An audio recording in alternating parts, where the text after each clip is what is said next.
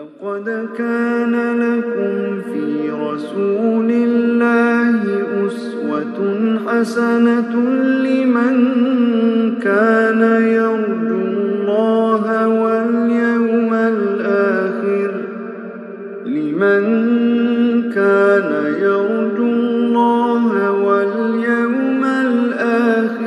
وذكر الله كثيرا. بسم الله الرحمن الرحيم. الحمد لله والصلاة والسلام على رسول الله وبعد. السلام عليكم ورحمة الله وبركاته. Урматтуу момун мусулман бир туугандар, пайгамбарыбыз Мухаммад саллаллаху алейхи вассаламдын өмүр баяны тууралуу болуп жаткан сира сабагыбызды окууну андан ары улантабыз. Биз өткөн сабакта пайгамбарыбыз саллаллаху алейхи вассалам Таиф элини исламга чакыруу максатта жана ошол жердеги кадыр барктуу уруулар исламга колдоо көрсөтөр бекен деген максат менен Таифке барган кезде мына ушул Таиф эли жаш карысы, кулу, кичүүсү баарысы пайгамбарыбыз саллаллаху алейхи вассаламды дааватына каршы чыгышып, Таифтен таш борон кылып пайгамбарыбыз саллаллаху алейхи вассаламды айдап чыгуулары жана пайгамбарыбыз саллаллаху алейхи вассаламдан Мекке мушриктери пайгамбарыбыз саллаллаху алейхи вассалам өзүнүн пайгамбарлыгын далилдеп берүү максатта пайгамбарыбыз саллаллаху алейхи вассаламдан мужиза талап кылуулары тууралуу айтып өткөнбүз. Бүгүнкү сабагыбызда Ал-Исра вал Ми'радж, Исра жана Ми'радж тууралуу айтабыз. Исрадан максат пайгамбарыбыз саллаллаху алейхи вассалам бир түндө Меккеден Масжидил Аксага, Палестинада турган, Палестина жергесинде жайгашкан Масжидил Акса мечитине сейил кылдырылуусу Исра деп аталат. Ал эми Ми'раждан максат пайгамбарыбыз саллаллаху алейхи вассалам ааламдардын жогорку тарабына ошол бийиктикке, ошол Раббиси тарапка көтөрүлүүсү мына ушул Ми'раж деп аталат. Пайгамбарыбыз саллаллаху алейхи вассалам мына ошол жогору тарапка пайгамбарыбыз саллаллаху алейхи вассалам өзүнүн шарапаттуу денеси менен жана таза руху менен көтөрүлгөн. Исра тууралуу Кур'ан-ы Керимде айтылган мына ошол аят Аллах Тааланын төмөнкү сөзү: Субханаллази асра би'абдихи лейлан минал масжидил харами илал масжидил акса аллази баракна хавлаху линурияху мин аятина иннаху хуwas самиул басир. Ару Аллах Таала өзүнүн пендесини бир түндө Масжидил Харамдан айланасыны берекеттүү кылып койгон Масжидил Аксага сейил кылдырды, өзүнүн аят белгилерин көрсөтүү үчүн. Чындыгында Аллах Таала угуучу, көрүүчү зат. Мына ушул аят пайгамбарыбыз саллаллаху алейхи вассаламдын Меккеден Масжидил Акса тарапка сейил кылдырылуусуна далил.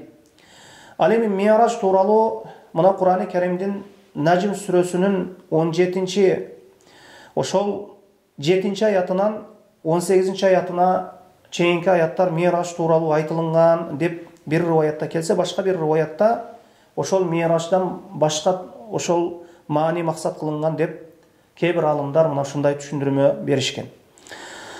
Эми Ал-Исра Ми'радж тууралуу качан бул нерсе ишке ашкан? Мына ушул нерсе качан болгон? Мына ушул тууралуу алымдардын ортосунда талаш тартыш бар. Кээ бир алымдар пайгамбарыбыз саллаллаху алейхи вассалам пайгамбар болуп жиберилгенде бул нерсе ишке ашкан деп айтышат. Ал эми кээ бир ошол риваяттарга көрө пайгамбарлыктын 5-ci жылы болгон дейилет. Ал эми кээ бир риваяттарга көрө Ражаб айынын 27-си пайгамбарыбыз саллаллаху алейхи вассаламдын пайгамбарлыгынын 10-ci жылында болгон деп айтышат. Ал эми кээ бир риваяттарга көрө ошол Рамазан айынын 17-си жана пайгамбарыбыз саллаллаху алейхи вассаламдын пайгамбарлыгынын 12-ci жылы болгон деп айтылат. Ал эми кээ бир риваяттарга көрө Мухаррам айында, ал эми кээ бир риваяттарга көрө Рабиул Ауал айынын 17-си пайгамбарыбыз саллаллаху алейхи вассаламдын пайгамбарлыгынын 13-ci жылы болгон, мына ушул нерсе ишке ашкан деп айтылат. Мына ушундай ихтилафтуу, талаш тартыштуу риваяттар бар. Эң негизгиси пайгамбарыбыз саллаллаху алейхи вассалам ошол Раббиси тарапка ошол көтөрүлгөн, ошол Исра вал Ми'радж бұл сахих риwаяттарға көрө пайгамбарыбыз саллаллаху алейхи вассалам сирасында өзгөчө бир орунду ээлейт. Мына ушул нерсени, мына ушул кыссаны, мына ушул окуяны, Исра жана Ми'раж тууралуу окуяны ошол сахих риwаятка ылайык Имам Бухариде келген риwаят менен ошол хадиске ылайык айтсак. Мына ошол хадисте айтылат, чындыгында Жебрейил алейхиссалам бурак деген ошол бир жандык менен, бир махлук менен келип, бул бурак деген бул эшектен чоңураак жана качырдан кичиирээк бир айван экен. Мына ушул айван менен келип, мына ушул махлук менен келип, пайгамбарыбыз саллаллаху алейхи вассаламдын Масжидил Харамдан, пайгамбарыбыз саллаллаху алейхи вассалам мына ушул Масжидил Харамдан мына ушул бурак деген ушул жаныбарга минип, ошол пайгамбарыбыз саллаллаху алейхи вассалам Жебрейил менен биргеликте Масжидил Аксага барды. Бурак деген мына ушул жандык көз ирмемчелик, мына ушундай көз ирмемчелик, мындайча айтканда даражада өтө тездик менен учат экен, мындайча айтканда өтө тездик менен кетет экен. Мына ушул Масжидил Харам, Масжидил Аксага баргандан кийин бардык пайгамбарлар байлап жүргөн ошол илмек, ошол халкага ошол буракты байлап койду. Кийин пайгамбарыбыз саллаллаху алейхи вассалам илмекке ошол Масжидил Аксага баргандан кийин ошол бардык пайгамбарлар байлап жүргөн ошол илип жүргөн, мындайча айтканда илмекке ошол буракты байлап койду. Андан кийин мечитке кирди. Масжидил Аксага кирди. Ошол жерде 2 рекет намаз окуду. Андан кийин бардык пайгамбарларга имам болду. Бардык пайгамбарларга имам болду дегенден максат бул жерде Аллах алам пайгамбарлардын руху, Аллах алам ошол пайгамбарларга имам болду. Андан кийин Жебрейил пайгамбарыбыз саллаллаху алейхи вассаламга бир идиште шарап бар, ошол хамыр бар идиш менен келди, жана бир идиште сүт бар идиш менен келди. Анан пайгамбарыбыз саллаллаху алейхи вассаламга танда деди. Пайгамбарыбыз саллаллаху алейхи вассалам сүттү тандады.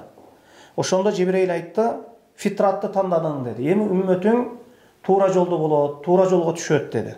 Ал мына хамырды, мына ушул арак куюлган, хамыр, шарап куюлган ушул идишти таңдаганыңда, анда үммөтүң адашууга түшмөк деп айтты. Андан кийин пайгамбарыбыз саллаллаху алейхи вассалам мына ушул Масжидил Аксадан, Байтул Мақдистен асман тарапка көтөрүлдү. Мына ошондо биринчи асман ачылып, ошол жерде биринчи асманда Адам алейхиссаламга жолукту. Адам баласынын ошол атасы болгон Адам алейхиссаламга жолукту биринчи асманда. Ага салам берди. Жана фасаллама алейхи салам берди. Ал саламына жооп берди.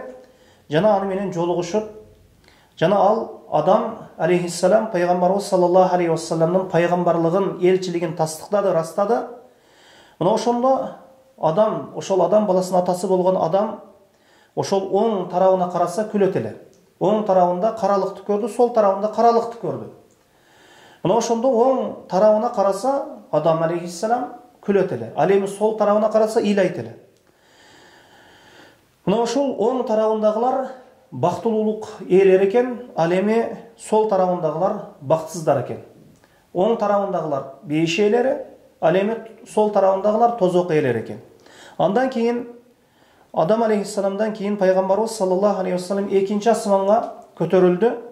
Экинчи асманда ошол эшиги ачылып, рухсат берилгенден кийин пайгамбарыбыз саллаллаху алейхи вассалам ошол экинчи асманда Яхья ибн Закария, Яхья алейхиссаламга жана Иса ибн Мариямга, Иса алейхиссаламга жолукту.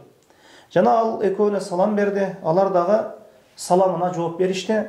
Андан кийин бул эки пайгамбар дагы пайгамбарыбыз саллаллаху алейхи вассаламдын пайгамбарлыгын, элчилигин расташты.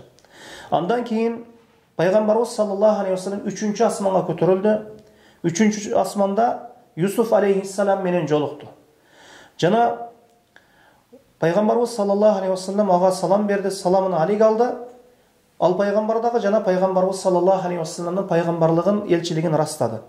Андан кийин пайгамбарыбыз саллаллаху алейхи вассалам 3-чү асмандан кийин Юсуф алейхиссаламдан кийин 4-чү асманга көтөрүлдү. 4-чү асманда Идрис алейхиссаламды көрдү. Аны менен жолугушуп, салам беришип, андан кийин ал пайгамбар дагы пайгамбарыбыз саллаллаху алейхи вассаламдын пайгамбарлыгын растады, тастыктады. Кийин мына ошол 4-чү асмандан кийин пайгамбарыбыз саллаллаху алейхи вассалам 5-чи асманга көтөрүлдү. 5-чи асманда Харун ибн Имран, İmran'ın balası Harun aleyhisselam'a joluqtu. Ağa da salam berdi, salamın alik aldı. Andan keyin al kişi dağı mına uşul Peygambarımız sallallahu aleyhi ve sellem'nin peygambarlığını dalil dedi. Andan keyin Peygambarımız sallallahu aleyhi ve sellem 6-cı asmana kötörüldü. Asman 6-cı asman açılıp, eşigi açılıp Peygambarımız sallallahu aleyhi ve sellem ошол жерге 6-cı asmana kirgen кезде ошол жерде Musa ibn İmran'a, Musa aleyhisselam'a joluqtu. Musa aleyhisselam менен salamdaşıp, al kişi dağı Peygambarımız sallallahu aleyhi ve sellem'nin peygambarlığını rastlagandan keyin anan Peygambarımız sallallahu aleyhi ve sellem ana menen koşlaşıp ötken кезде anan al kişi ыйлап жиберди. Musa aleyhisselam. Anan ağa aytıldı, emne üçün ыйлайсың? Seni ыйлатқан nerse emne деп суралган кезде al kişi aytты, menden ошол bir bul jigit, mына ушул Peygambarыбыз sallallahu aleyhi ve sellem maksat kıldı. Menden keyin bir jigit jiberilip, ошол ümmötü menin ümmötүнөн köp bolup, eң algaçkılardan bolup beyişke kire turgan boldu. Mına ушул nersege ыйлап жатам деп aytты. Musa aleyhisselamdan keyin Peygambarımız sallallahu aleyhi ve sellem 7-ci asmanga kötörüldü. 7-ci asmanda İbrahim aleyhisselam'a joluqtu. İbrahim aleyhisselam menen salamdaşkandan keyin al kişi dağı Peygambarımız sallallahu aleyhi ve sellem peygambarlığını tasdiqtады. Oşonda İbrahim aleyhisselam oşol 7-ci asmanda Baytul Ma'murga артын сүйөp, daş aytkanda çalkalap артын сүйөp oşol oturgan eken. Baytul Ma'mur bul oşol Ka'banın tuşundan daş aytkanda Ka'banın üstünde 7-ci asmanda жайгашкан дагы bir Ka'ba. Mına oşol Ka'baga gün sayın 70 000 perişte kiret eken. 70 000 perişte kirip oşol bir aylangandan keyin kayra alar dagı bir jol aylanganga çeyin oşol kıyamet saati bolup ketilinет deyt oşol hadisler. Keyin anan Peygambarımız sallallahu aleyhi ve sellem oşol Sidratul Muntahaga jetdi. Oşol lotos daragına jetdi. Mına oşol darактын жалбырактары pildin жалбырактары сыяктуу экен. Bildin kulaktары сыяктуу экен, чоң. Жана мөмөлөрү көзөлөр сыяктуу чоң-чоң экен. Аябай сулуу экен. Эми анын сулуулугуну, кооздугуну мындайча айтканда түшүндүрүп берүү, айтып берүү албетте бул нерсеге тилдер алсыздык кылат дейилет. Кийин мына ушул Сидратул Мунтахадан кийин Аллах Таалага Пайгамбарыбыз саллаллаху алейхи ва саллям дагы көтөрүлүп, Аллах Таала тарапка. Аллах Таалага өтө жакын барды. Кала берсе, ошол эки жанын, эки тарабы бири-бирине жакын тургандай, мына ушундай Раббисине жакын барды. Аллах Таалага ушунчалык жакын барды. Жакын баргандан кийин Аллах Таала өзү каалагандай мына ушул пендесине, пайгамбарына, элчисине, пайгамбарыбыз Мухаммад саллаллаху алейхи ва салламга өзү каалагандай вахий кылды, кабар кылды. Жана Peygamberimiz sallallahu aleyhi ve sellem'e bir günde 50 vakit namaz okuğa oşol ümmetin buyurdu. Peygamberimiz sallallahu aleyhi ve sellem'e jana oşol ümmetine bir günde 50 vakit namaz okuğa buyurdu. Keyin Peygamberimiz sallallahu aleyhi ve sellem 50 vakit farz bolgan namazды артка алып кайткан кезде Musa aleyhisselam'ın aldan öttü. Oşonda Musa aleyhisselam Peygamberimiz sallallahu aleyhi ve sellem'den soradı. Rabbin emne nerseni buyurdu, emneni buyurdu dediler. Peygamberimiz aytты, bir günde 50 vakit namaz okuunu buyurdu dedi. Oşonda Musa aleyhisselam senin ümmetin buğa çıday albayt, bunu kötör albayt, buğa çıdama kelbeyt dedi. Rabbine kaytkan, mına uşunu jеңилдетип берүүsүн сураган dedi. Oşonda Peygamberimiz sallallahu aleyhi ve sellem Cibreil'e karadı ele, Cibreil siz kalaganыңыз bolot, siz kalaganday eğer kalasanız dedi. Oşonda Cibreil menen kayra kaytıp, mına uşul nerse, oşol kayra Musa aleyhisselam menen Peygamberimiz sallallahu aleyhi ve sellem ortasında, oşol Peygamberimiz sallallahu aleyhi ve sellem kayta verdi. Oşol nerse bir neçe jolu oldu. Bir neçe jolu bolup, kaçan Musa aleyhisselam menen Peygamberimiz sallallahu aleyhi ve sellem'in ortasında, Musa aleyhisselam menen Allah Taala'nın ortasında Peygamberimiz sallallahu aleyhi ve sellem barıp kayta verdi. Kaçan 5'ke түшкөнгө чейин. 5 vakitga түшкөнгө чейин. Anan Peygamberimiz sallallahu aleyhi ve sellem oşol 5 vakitga түшкөндөн кийин namaz. Bir күндө 5 vakit namaz okuu, 5 vakitga түшкөндөн кийин Musa aleyhisselam dagы Peygamberimiz sallallahu aleyhi ve sellem'den suradı. Sunda ayтканда суранды, barıp Rabbine barıp aytkanda, ayтканда жеңилдетүүнү сураган. Antkeni Bani İsrail мен жіберілген үммет мындан азына бұйырылған, бирок алар алсыздык кылышып, жалкоолук кылышып, мындайча айтканда алсыздык кылышып, муну дагы таштап, мунун 5 вакыттан азына таштап жиберишти деди. Ошондо пайгамбарыбыз саллаллаху алейхи вассалам айтты, бир нече жолу барып келүүдөн кийин, Муса алейхиссалам менен Раббисинин ортосунда бир нече жолу барып келүүдөн кийин, мен эми Раббиме кайтканга кайра уяламын. Мен бирок мына ушул нерсеге разымын, мен мына ушул нерсеге боюн сунамын деди. Ошондо пайгамбарыбыз саллаллаху алейхи вассалам алыстаган кезде мындай үн угулду. Ошол мен парзымды мына ушундай белгиледим, жана пенделериме жеңилдик кылдым. Мына ушул 5, мына ушул 50 убакытка ылайык, 5 мына ушул 5, ал 50ге тете. Мындайча айтканда мен эми сөзүмдү, өкүмүмдү өзгөртпөймүн деген мына ушундай чакырып келди. Мына ушундай үн келди. Мындайча айтканда бир күндө 5 убакыт намаз окуса, 50 убакыт намаздын сообу мына ушундай белгиленди Раббиси тарабынан. Эми намаз тууралуу айтып кое турган болсок, намаз бул ислам түркүктөрүнүн экинчиси. Киши ла илаха иллаллах Мухаммадур Расулуллах деп Аллахтын бирлигине көрүп бергенден кийин, Аллахтын бирлигин ырастап, Аллах Тааладан башка жалган сыйынуучу заттарга, мына ушул башка сыйынуучу заттарды жокко чыгаргандан кийин, Мухаммад саллаллаху алейхи вассалам Аллахтын чыныгы элчиси, пендеси, пайгамбар, элчи деп тастыктагандан кийин, мына ошол пенде мусулман болуп, ошол пенде бир күндө 5 убакыт намаз окусу керек болот, важип болот. Ар бир инсан күн сайын акылы жайында экен, ден соолуктуу экен, ошол өлүп кеткенге чейин мусулман болгондон кийин бир күндө 5 убакыт намаз окусу ага парз. Эч качан ата өзүнүн баласы үчүн же баласы атасы үчүн бир намазды окуп коюуга эч бир мындайча айтканда мындай нерсе шариятта уруксат берилген эмес. Мына ошондуктан мисалы үчүн куптан намазыны бала атасы үчүн окуп кое албайт, атасы баласы үчүн окуп кое албайт, же аялы күйөөсү үчүн окуп кое албайт, же күйөөсү аялы үчүн окуп кое албайт. Ар бир мусулманмын деген эркек жана аял бир күндө 5 убакыт намаз окусу важип. Жана ошондой эле бул намаз мына Аллах Таалага, мына ушул Аллахтын алдына барып пайгамбарыбыз саллаллаху алейхи вассалам алып келди. Асманга чыгып алып келди. Ошол жогору тарапка чыгып Раббиси тарабынан алып келди. Бул дагы ошол башка ислам түркүктөрүнөн айырмаланып намаз пайгамбарыбыз саллаллаху алейхи вассалам өзү Раббисине барып алып келди. Ал эми зекет, ажылык, орозо жерде парз болгон болсо, пайгамбарыбыз саллаллаху алейхи вассалам жерде турган кезде. Ал эми намазды пайгамбарыбыз саллаллаху алейхи вассалам Раббисине барып алып келди. Жана пайгамбарыбыз саллаллаху алейхи вассалам өлүмүнүн астынан, өлүм төшөгүндө жаткан кезде ас-сала деп намазга бекем болгула деп пайгамбарыбыз саллаллаху алейхи вассаламдын акыркы деминде дагы пайгамбарыбыз саллаллаху алейхи вассалам үммөтүн намазга осуят кылды, намазга бекем болууга чакырды. Намазды осуят кылды. Мына ошондуктан намаз бул диндин түркүгү, тиреги болот. Кимдин намазы жок болсо анын дини жок болот. Мына ошондуктан эртең кыямат күнү ким бактылуу абалда Раббисине жолуккусу келсе, ал ошол пендеде намазы болуусу керек. Эгер ким эртең кыямат күнү бактысыз абалда боло турган болсо, мына ошол пенденин өзүнүн айыбы. Анткени бул намаз Аллах Тааланын акысы. Эгер пенде бул дүйнөдө Аллахтын акысын бербесе, эртең кыямат күнү ошол пенденин абалы жаман болуп калат. Мына ушундай Фираун, Карун, ошол чоң капырлар менен кыямат күнү намаз окубагандар бирге болот, бир сапта болот. Мына ошондуктан намаздын орду динибизде өтө жогору. Пайгамбарыбыз саллаллаху алейхи вассалам ас-салату бурханун муъмин дейт. Намаз момун мусулмандык далили дейт. Эртең кыямат күнү пенде өзүнүн мусулман болуп жашагандыгын бул жашоодо далилдегиси келсе, ошол пендеде намазы болуусу керек. Кыямат күнү пенде намазын, ошол мусулмандыгын намазы менен далилдейт.